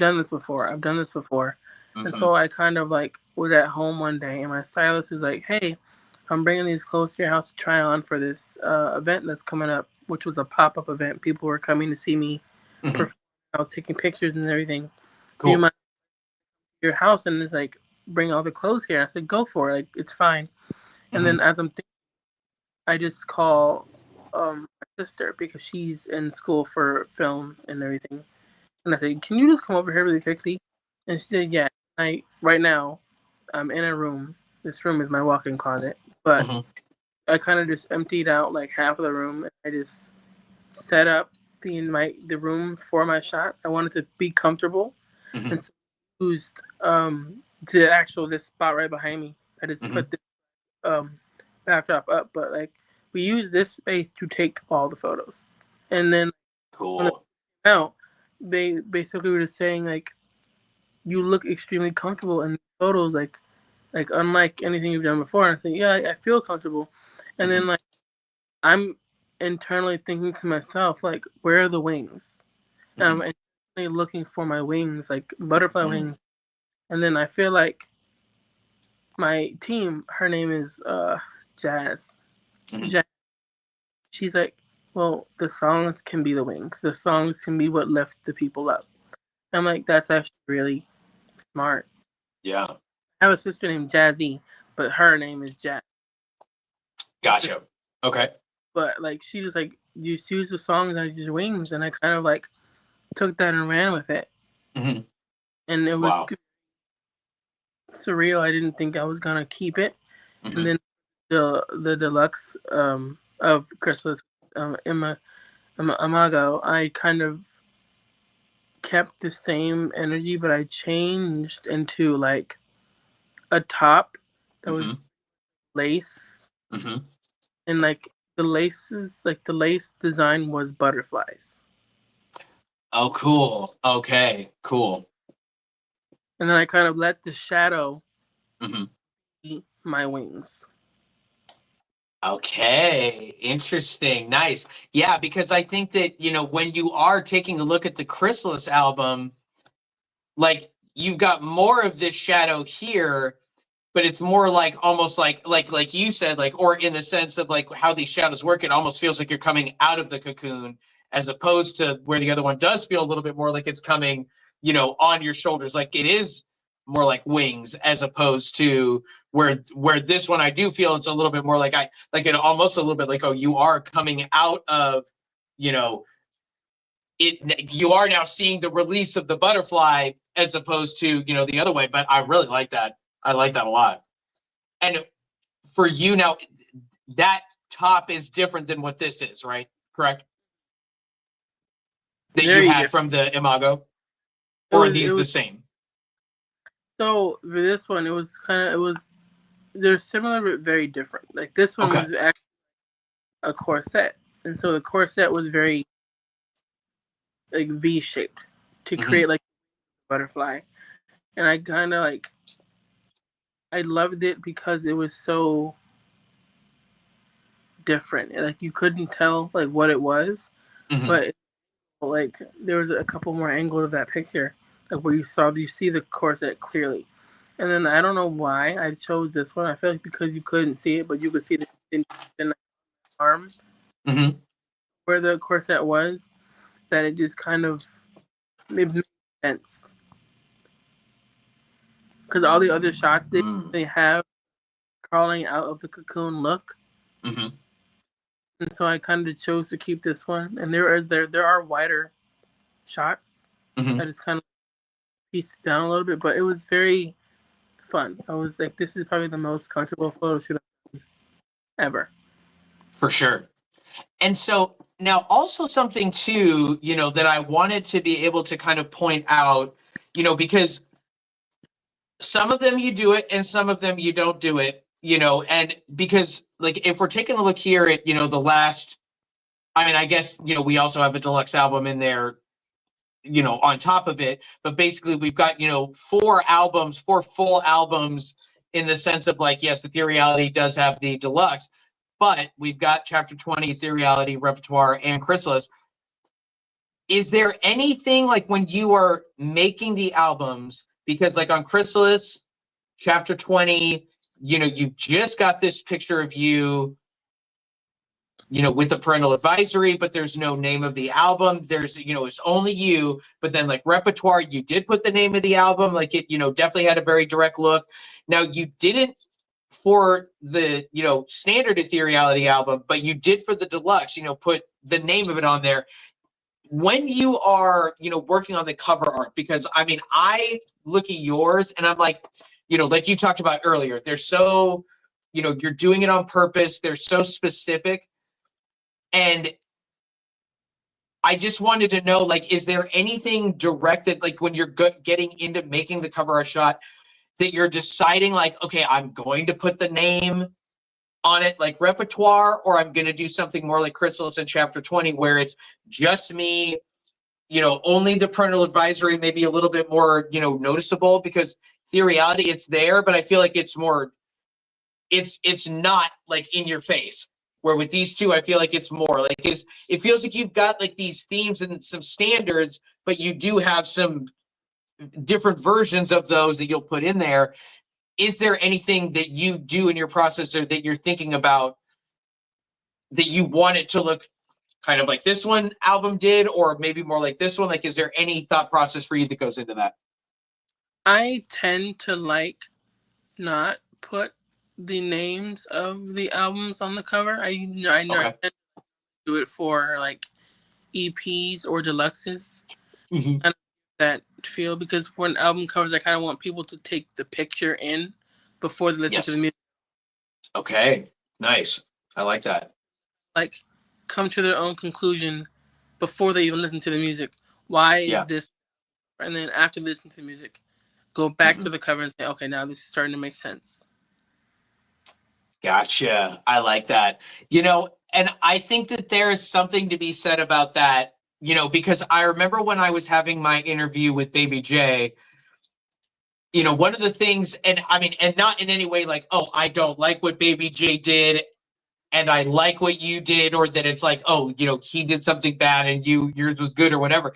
But I think that there is something to be said about the idea that's like, when you look at Motion and you look at the most recent album that Baby J did, like the album is amazing. But the cover art, while it's a great cover, it doesn't like portray a thing, or it doesn't feel like it has the intention that yours do. Like, and again, not that that's, you know, a bad thing or a good thing. It just, when I look at your cover arts, I'm like, man, like, it just makes me think like, okay, what made her choose to do this? Or like, you know, like, especially like with the deluxe version of Ethereality, like, you know, like how much harder was it that like actually like, you know, like stripping down to like, you know, a bare version of yourself, but then also having that be the cover art. Like, it just always feels like there's this big discussion around nothing other than just how you came up with that cover art shot, as, you know, as opposed to something maybe, and again, not even that it's like anything that it's like, oh, that it's bad. It's just one of those where I'm like, is the randomness, or does the idea of that there's no theme or no direct, like, it's hard for me to wrap my mind about it. So is it hard to, for most people to wrap their mind around it? But with yours, it's like a little bit more direct. Like, okay, I don't know. It seems like there's so much more being said, you know, when I look at some of yours, but also to that extent too, because I'm like, this is how I would do it too, you know, where I'm like, but you go to more of my sensibilities, you know, maybe more so where I'm not good at randomness, to where I'm like, okay, let me think of something and how to create that, as opposed to pull from here, pull from here, pull from there, and then come up with something, you know, like whatever. So I think that's one of the reasons why I wanted to ask you about yours, is because it feels like you put so much intention into the cover arts. You know, that's cool to know. And thank you for letting me know, like, okay, I'm more likely to do a deluxe and put the, you know, and put the name of the album on that, but I'm not as likely to do it for the regular album. So that's really cool. Is there any reason for you why that you do that over, you know, the opposite decision? It visually just looks better. I don't like, there's a lot Okay. of times I don't like seeing the name of Okay. the album. I look on the catalog, it tells me the name of the album underneath. Totally. I don't need the top of the picture. But That's a then good point. there are fan edits and everything where they love to use the pictures of albums like to make a point, and the name is right there, and it's like, well, you kind of want. I don't want to give people expectations, Gotcha. Okay. and I just feel like leaving blank space and Mhm. these pieces of art, because I do have people take the photos for me sometimes, but if they don't, I'm the one taking the photo. I'm the one editing it. I'm the one coming up with the concept. I kind Wow. of make the deluxe Mhm. or the actual album cover. They have to be polar Gotcha. opposite. Wow. Okay. I mean, that's a really smart way, and it is at least like it keeps you on a direction. Like, okay, this is how I'm gonna do it. And when I come to this choice, I'm gonna just go down that path and make that decision every time. And it's just kind of like, hey, one less thing on my plate that I have to decide at one point. Like, now you've already made that decision for yourself. I really like that.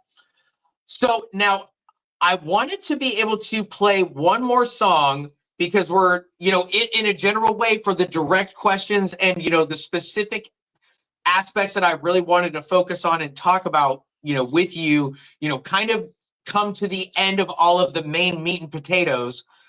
But I wanted to play one more song, and this song is called Try You On. And now let me ask you a question, because I just wanted to make sure that I am saying the name correctly. Because is it Godly Eric? Is that how he says his name? I think so. That's how I pronounce it, but I just call them. I have nicknames for the people that I work with. It's just a Okay, little nice. thing. For you, I call you like RPG because it's easy to remember. It's quick and easy. For Louis, Yeah, I either call him Louis or Love. For him, I nice. just call him Eric, because like Hmm.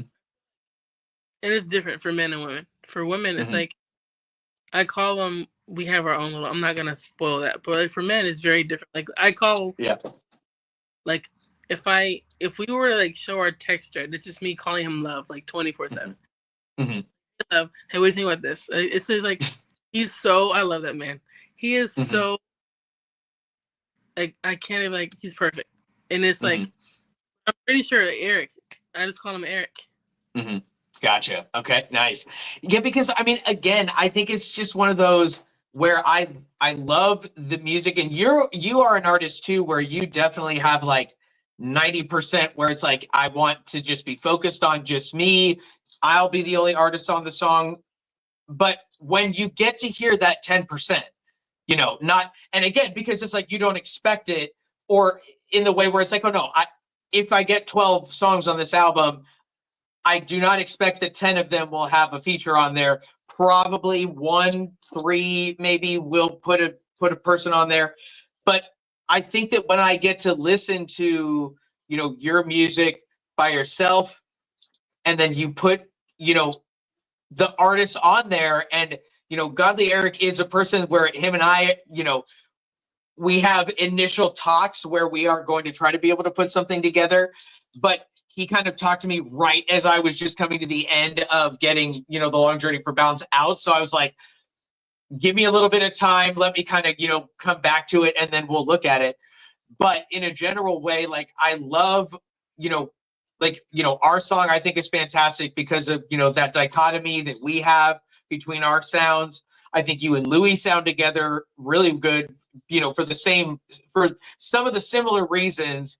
Louis and I definitely have a different vibe and a sound, but I think some of our personality traits more are in line with each other, where I'm like, okay, we're probably likely to create a love song first before we're likely to get, all mad and like get, create some, oh man, like, I'm super mad about or like angry about something.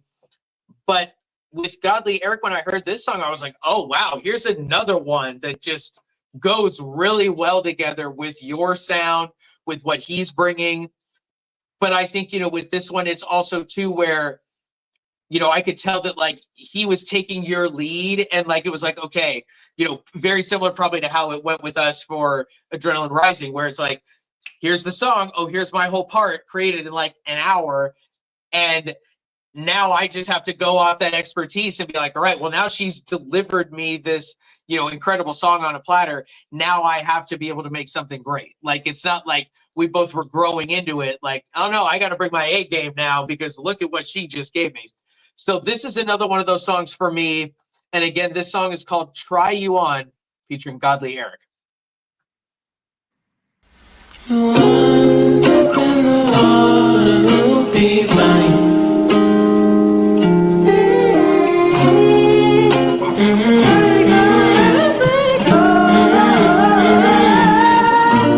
You should let me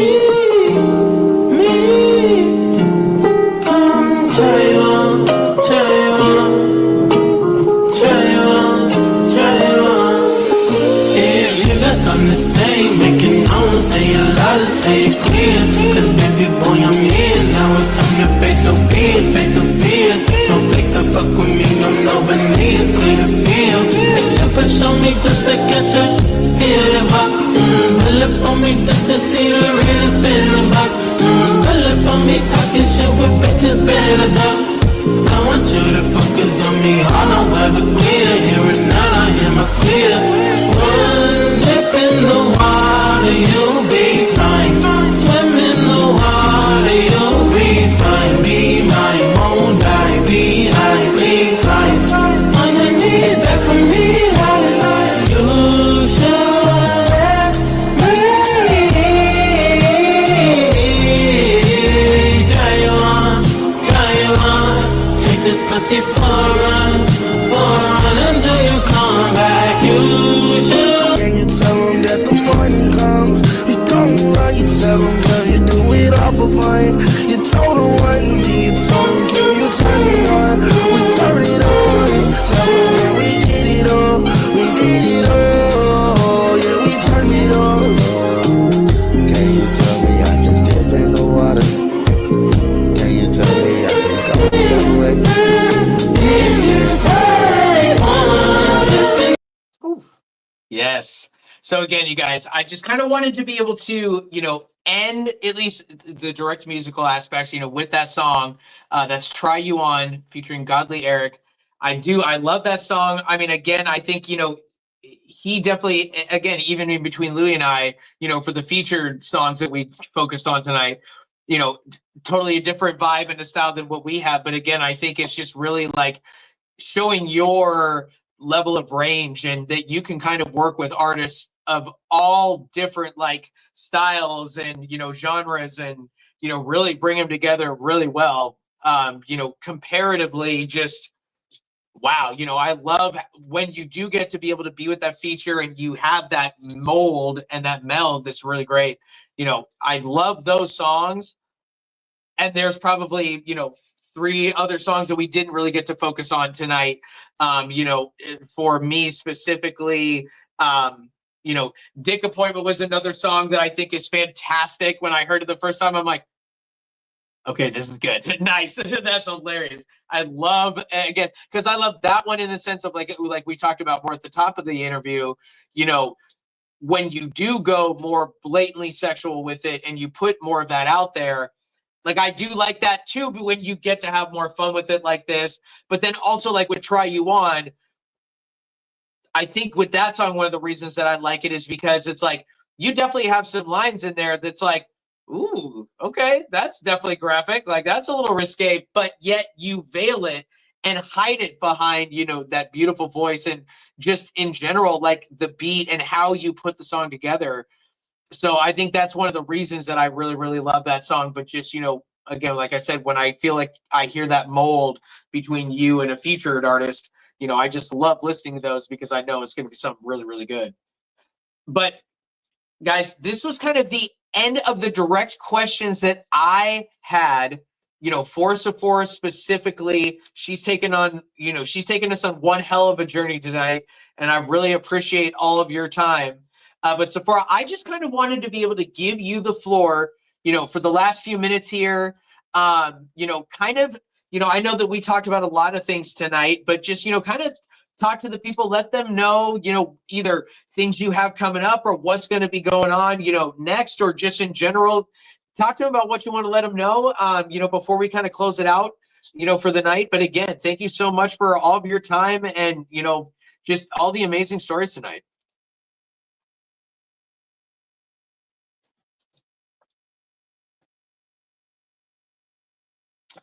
Okay. Well, I think Sephora's phone might have completely died on us.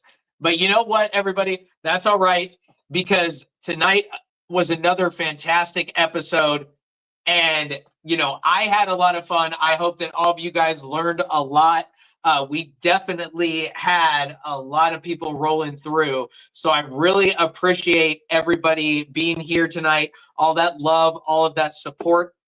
But guys, like I said, I think Sephora's phone probably finally gave up on her. But thank you, everybody, for being here, for joining us on episode 29. Guys, on the next episode, we're now in the 3s. Like we've been now had 30 of these individual people come on for one of these interviews. And now we are going into 30 and moving away from 29, and just a whole new set. So I am so excited. Thank you guys so much for everybody that's been rocking with us for, this interview, for all of them, anybody that's been, rocking with us for one episode or all 29. Again, you guys, thank you so much for all of that love and support.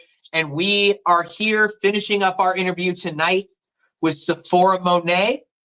But if you do, well, actually not if, when you get done with this interview and when you go pull up Sephora Johns in whatever your favorite platform of choice is to listen to music, be able to go and find Chrysalis, go and find Repertoire, all of the albums that she's put out, put in those headphones, press play, and just be blown away. You guys know how I love to say it. That's why I say it every time, because you just got to keep putting it in your head. But again, you guys, thank you so much. This was episode 29 of the Artist on Artist Spotlight featuring Sephora Johns. We heard some amazing music tonight, heard some incredible stories. And again, thank you everybody for being here, all that love and support. And we'll see you next week when we've got episode 30 with Sicario. So another really special episode. Somebody who also did an interview with me beforehand. So definitely go check that out too. But really excited to be able to turn the tables and know that we've got, now I'm the one being the interviewer and you get to be the one answering my questions. So I'm definitely excited to be on the other side of the coin and being able to give that interview for him. But I'm really excited, and definitely join us next week when we have the next episode of Artist on Artist Spotlight featuring Sicario. All right, guys. Well, again, thank you so much for all that love and support, and we'll see you next week. Peace.